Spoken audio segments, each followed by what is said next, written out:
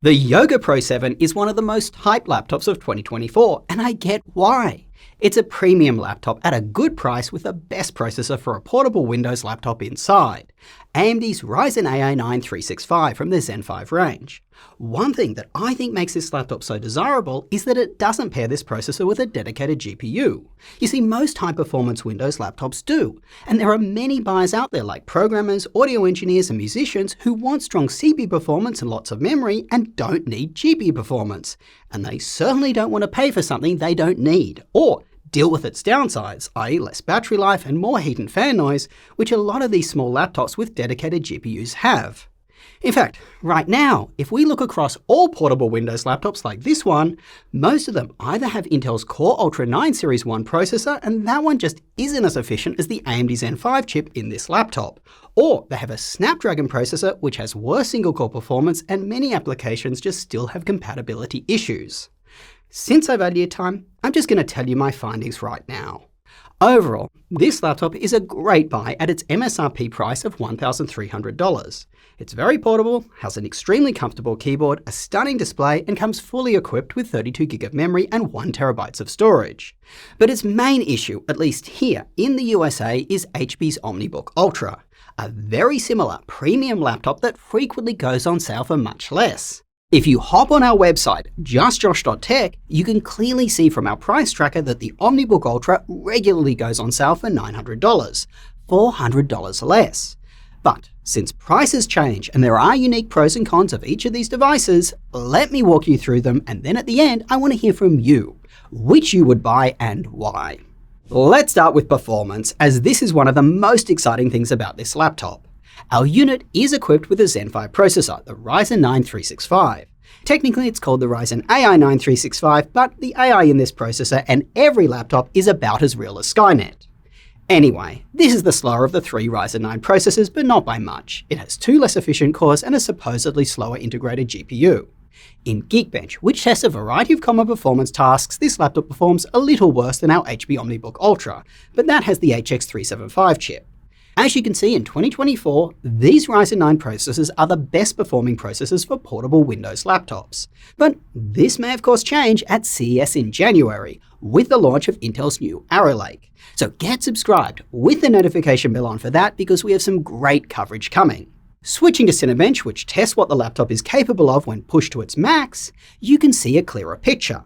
The Yoga Pro 7 with the 365 chip is now clearly behind laptops with more powerful Zen 5 chips. It performs around the same as the X Elite in our Slim 7X, which FYI is the best performing Snapdragon laptop we've tested. Compared with the Predator Helios Neo 14, which has Intel's highest-end Core Ultra 9 Series 1 chip, the 185H, the Yoga Pro 7 is a little behind. The Neo 14, though, is a gaming laptop with a more beefy cooling solution.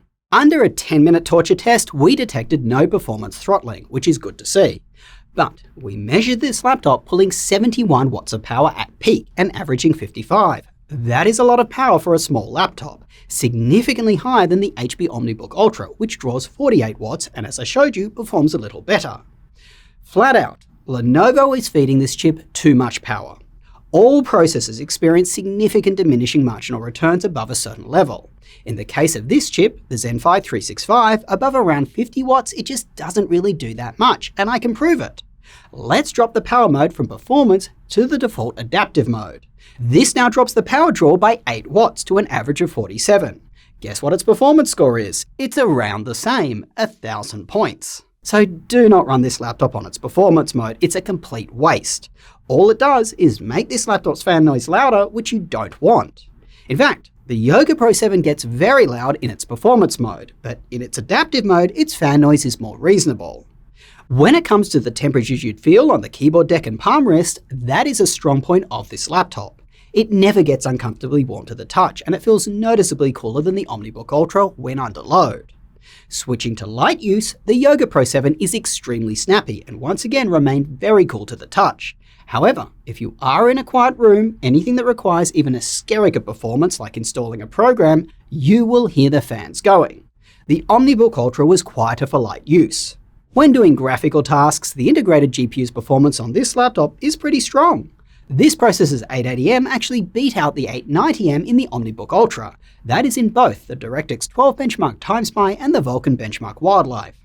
That being said, it gets crushed by Apple's integrated GPUs. What was nice to see is again during gaming, this laptop continued to remain pleasantly cool to the touch, something that MacBooks they certainly do not do. They get very warm.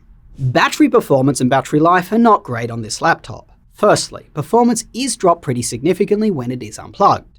After running Cinebench on a loop for 30 minutes while on battery, only 29% of the battery was left. That is pretty bad, especially given that this laptop has a large 73 watt-hour battery.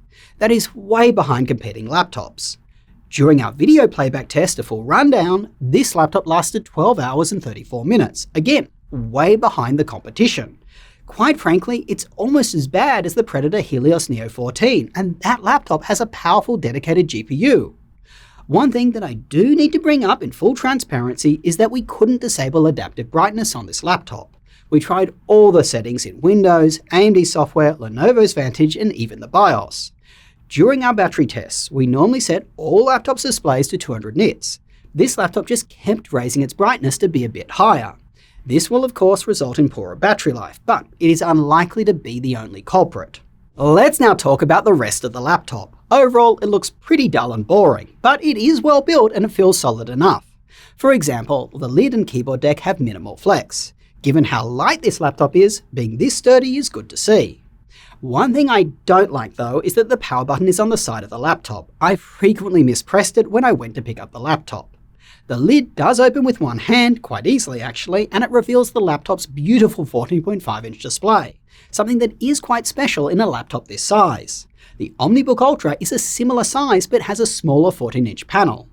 Personally, I love small laptops with 14.5-inch screens. I find that extra screen real estate just makes a difference for my productivity.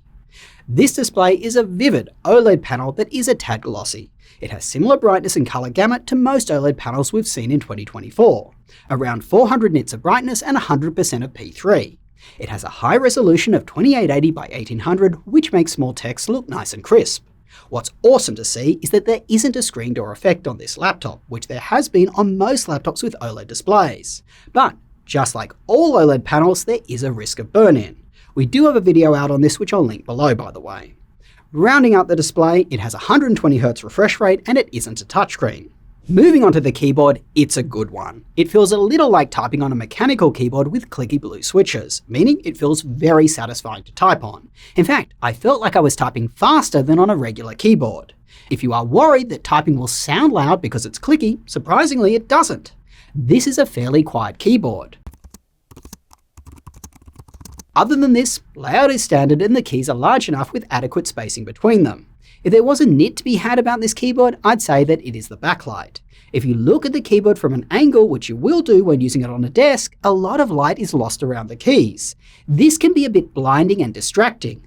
Overall though, close to full marks for the keyboard. The trackpad on the other hand is not great. Tracking feels too slippery for my liking and the click is a little loud. This is in line with every Lenovo Yoga we've tested in 2024. Other manufacturers like Microsoft, HP, Apple and Dell, they seem to be investing more in their trackpads. Many of them now have more accurate haptic ones or just better mechanical ones. Look, this trackpad isn't dreadful, it is completely usable, but it does cheapen the experience of using this laptop. The port situation is decent for a laptop this size. You get one USB 4 port, a second USB-C port that supports 10 gigabit speeds, one legacy USB-A port, an HDMI port, and a headphone mic combo jack. My only nit is both charging capable ports are on the left side. It's just not as convenient as having the charging port on either side. In terms of Wi-Fi, our unit came with Wi-Fi 6E, which is a little disappointing. We really want laptops these days to have Wi-Fi 7. The good news though is that the Wi-Fi card is replaceable, as is the mini PCIe, SSD, and the battery. Memory though is soldered. The sound from the speakers is okay. The quality is decent enough, but the speakers lack volume. Very evident when you compare it to a MacBook Pro 14, which has the best speakers of any small laptop. Take a listen.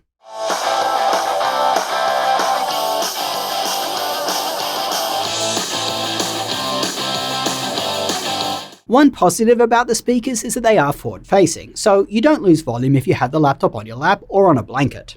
Here's how the 1080 webcam looks and sounds in the best possible lighting and audio conditions. As you can see, really not great. Now, if you plan to run Linux, Ethan tested Fedora 41 and everything worked. Camera, speakers, keyboard backlight, trackpad, Wi-Fi, brightness up and down, and this just further solidifies this laptop as great for coders. Let's talk pricing and wrap up. The configuration that we have with 32GB of memory and 1TB of storage has a starting price of $1,300. I think that is a very fair price and a good deal for what you get. For example, the MacBook Pro 14 starts at $1,600, but if you match this laptop specs, it is $2,200. Look, that is a better laptop for sure. Significantly longer battery life, less fan noise, more powerful integrated graphics, better trackpad, speakers and webcam. But the Yoga Pro 7 is clearly a very good laptop and a much better deal. Plus, many people just don't want Mac OS, they want a good Windows or Linux laptop. The biggest thorn in the Yoga Pro 7 side though is the identically spec'd HP OmniBook Ultra, as I've said. If you use our website, justjosh.tech, you'll clearly know from our price tracker that the OmniBook regularly goes on sale for $900. Net, these laptops offer very similar value. The OmniBook Ultra has better battery life, a better trackpad and less fan noise. The Yoga Pro 7 on the other hand has a better display, a better keyboard, and it doesn't get as warm to the touch for performance tasks. But really, unless the price is within $100 of each other, I think you should just buy whichever is cheaper. Over to you. What do you think? Let me know with a comment down below. Before I go, I want to remind everyone, we are on a mission here to grow. We want to produce more videos, higher quality videos, and improve our testing. To do this, I need to ask you for a little support. Clicking the like button and getting subscribed is something free and easy that you can do that will help us grow. If you want to do a little more, become a Patreon subscriber or YouTube member. Links down below. Till next time, as I always say, go do something awesome with your day, and I will catch you later.